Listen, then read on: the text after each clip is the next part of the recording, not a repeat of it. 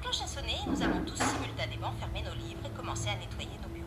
Alors que des rires bruyants résonnaient dans les couloirs de l'école, notre professeur parlait encore, expliquant le devoir qu'il nous avait assigné.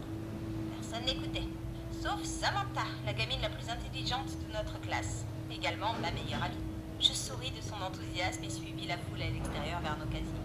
Je me suis arrêtée à mon casier et je sortais des livres quand j'ai aperçu le garçon 3 casiers plus bas du mien. C'était Lucas et j'ai un gros béguin pour lui. En fait, j'ai le béguin pour lui depuis le collège, mais je n'en avais parlé à personne.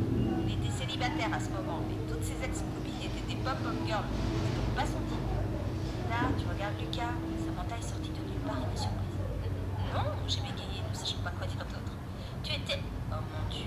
Est-ce que tu l'aimes? Bien sûr, elle l'aime. Elle lui jette toujours des regards furtifs, confirma ma sœur jumelle en marchant vers nous. Même si nous sommes jumelles, nous ne nous ressemblons en rien.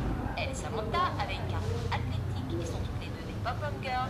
C'est à travers elles que je reçois tous les potins de l'école sur qui sort avec qui. Moi, à l'autre bout, j'ai pas un seul muscle athlétique dans mon corps. J'ai passé tout mon temps à lire et à m'assurer que le journal de notre école était intéressant. J'ai réalisé que je rougissais, alors j'ai commencé à marcher vers les portes de l'école, sachant assez bien qu'elle ne pouvait pas me suivre, car elle devait se précipiter pour leur entraînement. Ma soeur est arrivée tard à la maison après l'entraînement et elle agissait un peu bizarrement. J'ai demandé comment était l'entraînement et elle a répondu « Très bien ». Ça n'était pas normal. Habituellement, elle en parlait pendant des heures. J'ai juste haussé les épaules à cause de la fatigue. Le lendemain, à l'école, après le deuxième cours, j'ai vu Samantha et ma soeur parler. Mais dès qu'elles m'ont vue, elles ont changé de sujet. Très bien. Qu'est-ce que vous avez toutes les deux? Vous agissez de façon louche. Ben, tu promets que tu vas pas péter un plomb, hein, dit Samantha l'air penaude. L'air penaude. Oh mon Dieu, qu'avez-vous fait toutes les deux? J'ai demandé. Écoute, nous savons que tu as le béguin pour Lucas depuis un moment maintenant, et nous savons que tu ne ferais jamais rien à ce sujet. Alors, nous avons en quelque sorte écrit une note, et nous l'avons transmise anonymement, bien sûr. Ma sœur a finalement laissé échapper. Vous avez fait quoi? J'ai demandé, choquée. Qu'as-tu écrit dans la note? Ne réagis pas de manière excessive, d'accord? Nous pourrions... J'ai dit que tu l'aimais, répondit ma sœur, attendant ma réaction. Comme au bon moment, quelqu'un a crié le nom de Lucas, nous nous sommes tous retournés pour le voir se tenir à son casier et me regarder fixement.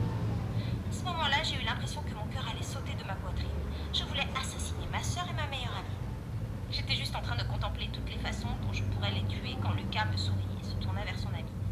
Tu vois, je te dis que ça se passerait bien. Oh mon Dieu, Linda, il t'aime aussi. Ma sœur et ma meilleure amie ont crié avec enthousiasme. Chut, taisez-vous. Vous arrêtez de m'embarrasser. Alors, quelle est la prochaine étape? Demanda Samantha. Il n'y a pas de prochaine étape, d'accord? Je suis en retard pour le cours. Allez, sois pas lâche. Il est évident qu'il t'aime aussi. Ah ouais? C'est vrai? Dis-je, pas du tout convaincue. J'ai refusé de croire qu'un gars comme lui aimerait une fille comme moi. J'étais pas jolie comme ses copines pop-up girl. Je n'étais ni grande, ni blonde, ni maigre comme elle. J'étais une fille ordinaire et je n'avais pas encore appris à me maquiller correctement. Le lendemain, je l'ai évité. Lorsque la dernière cloche a sonné, je me suis précipitée vers le casier pour vider mes affaires et me suis dirigée vers la salle de journalisme pour notre prochaine réunion. J'avais presque atteint la porte quand j'ai entendu « Hé, Linda, c'est ça ?» Ouais, je me suis retournée et j'ai failli m'étouffer à l'air. Il se tenait là, me regardant avec un léger sourire, et je ne savais pas quoi faire de mes mains, ou de mes yeux, ou même de moi-même. Je suis Lucas, je sais, je laissais échapper. Puis j'ai immédiatement reculé. Pourquoi diable suis-je si maladroite devant lui? Alors, je me demandais, puisque le bal de fin d'année arrive bientôt, voudrais-tu venir avec moi? Il m'a demandé de venir au bal. Lucas m'a demandé de venir au bal. Oh, oui, criai-je. Puis je m'éclaircis la gorge et le regardais. Je veux dire, mon Dieu, ce serait cool. Parfait, dit Lucas. Et il sortit son téléphone et prit une photo me surprenant. Il m'a tendu son téléphone et m'a demandé mon numéro.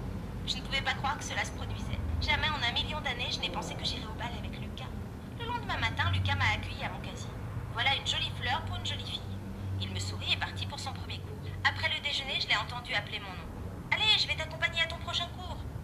Les 2 jours suivants ont été parmi les meilleurs de ma vie. Lucas me rencontrait à mon casier tous les matins et me donnait une fleur. Il m'accompagnait au cours et s'asseyait même avec moi pendant le déjeuner. C'était le plus gentil des gars.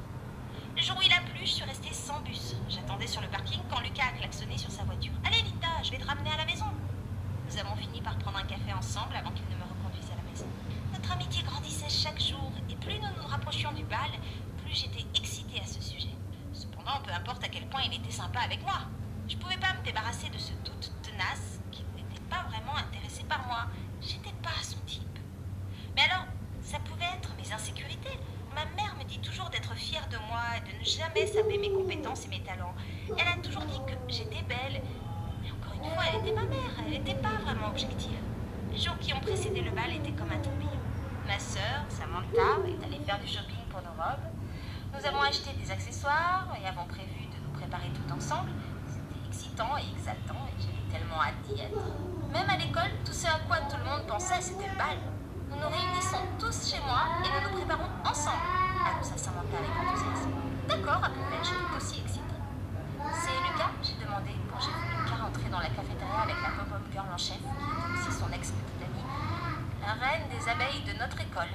Peu importe ce qu'elle portait, elle ressemblait à un mannequin.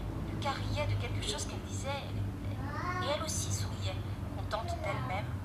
Samantha et moi les regardions toujours quand elle nous a surpris en train de les regarder. Elle a commencé à marcher à notre rencontre et Samantha s'est soudainement levée. Hé, Linda, je viens de me souvenir que le conseiller scolaire m'a demandé de lui rendre visite pendant le déjeuner, dit Samantha, se levant soudainement. D'accord, ai-je répondu. J'ai regardé Samantha partir et juste au moment où je me retournais, j'ai senti quelque chose de lisse et humide sur le devant de mon haut. J'ai baissé les yeux avec horreur alors que les boulettes de viande de spaghettis rouges se collaient sur mes vêtements. Oups, dit la pom-pom girl en chef, alors qu'elle reposait délicatement mon plateau sur la table du déjeuner et s'éloignait. Que quoi, dis-je sous le choc. C'est la première fois que la reine des abeilles regardait dans ma direction. Pourquoi diable m'intimidait-elle comme ça? Essayant de me calmer, je me suis levée et je suis allée aux toilettes. J'avais de la sauce partout sur moi. Un instant plus tard, quelqu'un a frappé à la porte. Je suis sortie pour voir qui c'était notre proviseur. Oh, Linda, dit-il en regardant mes vêtements. Vas-y, prends une douche. Je vais vous écrire un laissez-passer. Qui a fait ça? J'ai demandé aux élèves, mais personne ne le dit. Excellent. La dernière chose que je voulais, c'était d'être une rapporteuse. C'était juste un accident, dis-je en m'échappant rapidement avant qu'il ne puisse m'interroger davantage. Après avoir quitté les douches, j'ai continué le reste de mes cours. Cependant, je n'ai pas pu m'empêcher de remarquer que quelque chose était bizarre. Tout le monde me regardait d'une manière étrange. J'ai regardé autour de moi, j'ai vu ma sœur au moment où je commençais à marcher vers elle. Elle m'a regardé, a fermé son casier et s'est éloignée. J'ai cherché Samantha, mais j'ai pas pu la trouver nulle part. Elle ne décrochait même pas son téléphone. Au chemin du retour à la maison, je ne pouvais pas arrêter de penser au comportement étrange de tout le monde aujourd'hui. Qu'est-ce qui s'est passé pour que tout le monde me traite si étrangement? Je ne pouvais même pas me concentrer sur l'édition de l'article que l'un des auteurs avait soumis, même s'il s'agissait d'un article intéressant sur la façon dont aucun de nous ne peut jamais se cacher du monde à cause de nos empreintes numériques. Avec un souffle, j'ai fermé mon ordinateur portable et j'ai pris mon téléphone.